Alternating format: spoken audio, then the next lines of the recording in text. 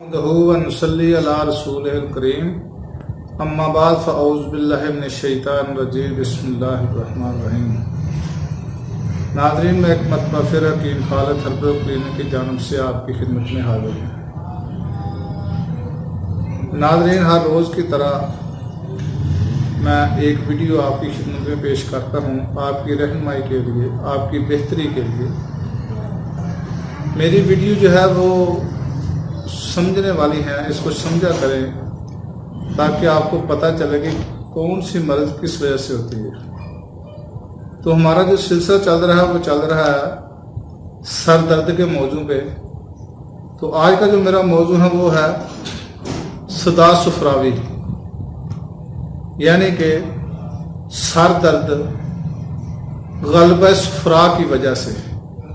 جب معدہ میں صفرا کا غلبہ ہو جاتا ہے، اس وجہ سے جو سر کی درد ہے اس کی میں بارے میں آج اس کی اسباب اور علامات اور اس کا علاج بتاؤں گا تاکہ آپ کو سمجھنے میں آسانی ہو۔ تو ناظرین، اس کی تھوڑی سی تشریح یہ ہے کہ اس مرض میں معدہ میں صفرا کے اجتماع یا بحثیت مجموعی جسم میں صفرا کی زیادتی ہے، یعنی کہ اس وجہ سے یہ درد ہوتا ہے۔ جب معدہ میں یا پورے جسم میں صفرا کا غلبہ ہو جاتا ہے، یعنی کہ زیادہ ہو جاتا ہے صفرا، جو اس وجہ سے سر میں درد ہوتا ہے، اس کے بارے میں آج آپ کو میں آگاہی دوں گا۔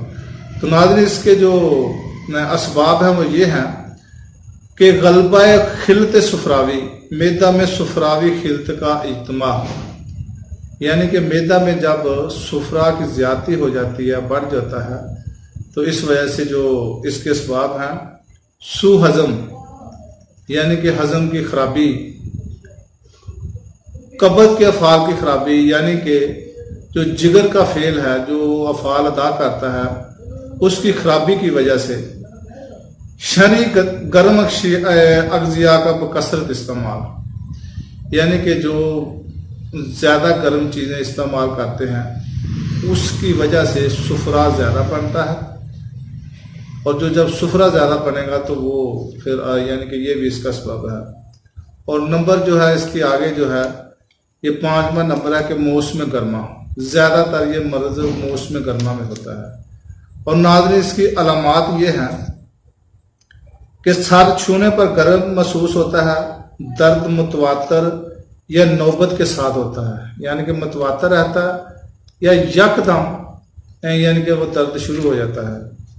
چنانچہ متواتر درد ہونا معدی امراض کی علامت ہے، اور نوبت کے ساتھ ہونا غذائی فساد خرابی کی علامت ہے۔ معدہ میں صفرا کے ترشا غیر طبی کی صورت میں سر میں شدید درد ہوتا ہے۔ سدگین، یعنی کہ کان پٹیاں، سدگین جو ہے یہ دونوں کان پٹیوں کی شریانیں تڑپتی ہیں، تڑپتی ہوئی محسوس ہوتی ہیں، جی متلاتا ہے، ابکائیاں آتی ہیں، ذائقہ کڑوا ہوتا ہے، پیاس کا غلبہ ہوتا ہے، نتنے خشک ہوتے ہیں، دماغ میں حرارت اور یبوست کی وجہ سے نیند اڑ جاتی ہے، یعنی کہ خشکی کی وجہ سے، نبض سری چلتی ہے، چہرہ زردی مائل ہو جاتا ہے، قے یا دست کے ذریعے صفراوی خلط خارج ہونے پر درد میں فوراً تسکین ہو جاتی ہے۔ اسی طرح سرد اشیاء کے استعمال سے بھی راحت ملتی ہے، دماغ میں بوجھ اور تناؤ نہیں ہوتا، پیشاب اور پخانہ اعتدال پر رہتا ہے۔ تو ناظرین، یہ تھی اس کی علامات۔ تو اس کا علاج کیسے کرنا ہے؟ جو سب سے پہلے آپ نے تنقیہ اور استفراغ، یعنی کہ تنقیہ کو کہتے ہیں کہ بدن کو مواد سے پاک صاف کرنا، جو فضول مواد ہے اس کو پخانہ کے ذریعے اس کو صاف کرنا۔ تو یہ تھے اس کا، یعنی کہ سب سے پہلے یہ کام کرنا ہے۔ اور اس کے بعد استفراغ، یعنی کہ وہ سادہ سا استفراغ کہتے ہیں، بدن کو فضلات سے، یعنی کہ قے دست اور بولو براز کے خراج کے ذریعے، یعنی کہ اس کو خارج کرنا، جسم کے اندر جو فضلات ہیں ان کو کیا کے ذریعے خارج کر لیں، دست کے ذریعے خارج کر لیں، تو یہ یعنی کہ بولو پیشاب کے ذریعے، براز کے ذریعے، یعنی کہ اس کو کہا جاتا ہے کہ تنقیہ اور استفراغ۔ آگے مبردات استعمال کرائیں، تعدیل مزاج اختیار کریں، نطول کریں، پاشویہ کریں۔ اس کے علاوہ پانی میں سکنجبین ملا کر نوش کریں اور حلق میں انگلی ڈال کر کیا کریں، کرا دیں یا خود کر لیں تاکہ معدہ سے سفرہ خارج ہو سکے۔ مقصد یہ ہے کہ معدہ سے جس طریقے کے بھی ذریعے، پیشاب کے ذریعے، پخانہ کے ذریعے، کیا کے ذریعے اس کو خارج کرنا ہے۔ جب سفرہ کا غلبہ ختم ہو جائے گا اندر سے تو آدمی کی صحت جو ہے نا وہ ٹھیک ہو جائے گی۔ اس کے علاوہ سر پر ٹھنڈا پانی ڈالیں، دار کے ذریعے یعنی کہ تھوڑا تھوڑا کر کے۔ کدو تراش کر یا خیار تراش کر سر پر ملیں، اس سے بھی کافی فرق پڑ جاتا ہے۔ سندل اور کافور 1.5 گرام گلاب میں گھس کر پیشانی اور سدگین پر لگائیں، یعنی کہ دونوں کان پٹیوں پر لگائیں۔ اس کے علاوہ سندل سفید، تخم کاہو دونوں 6 ماچھا لے کر 1 گرام جو ہے وہ یا 1 ماچھا کافور لے لیں۔ اس کو آب سبز دھنیا یعنی کہ کشمیر سبز مروق میں پیس کر پیشانی پر لیپ کریں، تو یہ بھی اس کے لیے بہت فائدہ مند ہے۔ لعاب دانہ، شیرہ تخم کاہو مکشر ہار 3 گرام، شیرہ نا 5 دانہ کو ارگ گوز بان 144 ملی لیٹر میں نکال کر شربت نیلوفر 24 ملی لیٹر ملا کر برف سے ٹھنڈا کر کے پلائیں، تو اس سے بھی اس درد کا فائدہ ہو جائے گا۔ اس کے علاوہ جوار شاملہ 7 گرام ارگ گوز بان 144 ملی لیٹر کے ساتھ کھلا دیں اور اوپر سے جو ہے نا یہ ارگ پلا دیں، تو انشاءاللہ تعالیٰ اس سے بھی یہ سر درد ہے جو ہے وہ ٹھیک ہو جائے گی۔ اور اس کے علاوہ گل نیلوفر 7 گرام، تخم کاسنی نیم کوفتہ 5 گرام، اناب 7 عدد، آلو بخارا 5 عدد، ان دعاؤں کو 250 ملی لیٹر پانی میں بھگو کر یعنی کہ 8-10 گھنٹے بھگو رکھیں۔ اس کے بعد اس کو مال چھان کر شربت نیلوفر 36 ملی لیٹر نوش کریں یا مریض کو کرائیں۔